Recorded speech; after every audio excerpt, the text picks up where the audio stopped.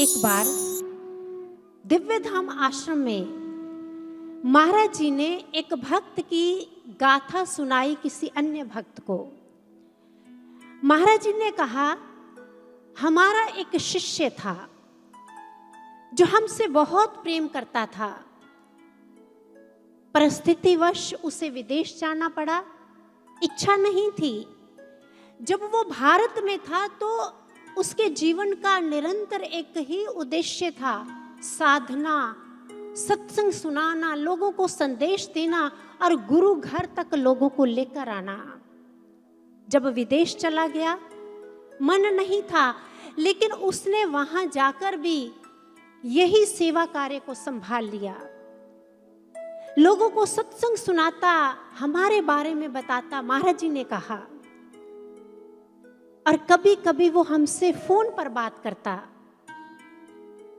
दर्शनों की इच्छा बहुत होती, लेकिन वापस नहीं आ सकता था, कुछ मजबूरी थी, परिस्थितियां ऐसी थी। जब उसका जीवन ऐसा चल रहा था, अचानक उसकी तबीयत खराब हुई। चेकअप करवाया तो उसे कैंसर निकला। लोगों ने उससे कहा, अरे महाराज जी तो तुमसे बहुत प्रेम करते हैं, तो अपनी बीमारी के बारे में महाराज जी को क्यों नहीं बता देता? हमें विश्वास है महाराज जी तुम्हें स्वस्थ कर देंगे। तो महाराज जी ने कहा, जानते हैं वो लोगों से क्या कहता? मैं जानता हूं महाराज जी मुझे स्वस्थ कर सकते हैं।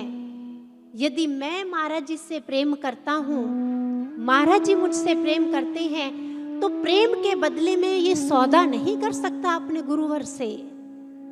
प्रेम के लिए तो मुझे उनसे प्रेम ही चाहिए। और यदि स्वस्थ होकर मैं उनको भूल गया, तो ऐसे देह का, शरीर का रखकर क्या मैं करूंगा? मैं तो उनका भक्त, उनका प्रेमी होकर मरना चाहता हूं। और महाराज जी ने उस समय कहा, अपनी आंखों में एक चमक भरकर महाराज जी ने आगे होते हुए, सोफे से आगे होते हुए कहा, ऐसा प्रेमी जो हमारे भी दिल पर राज करके चला गया। और महाराज जी कहीं खो जाते हैं उसकी याद में।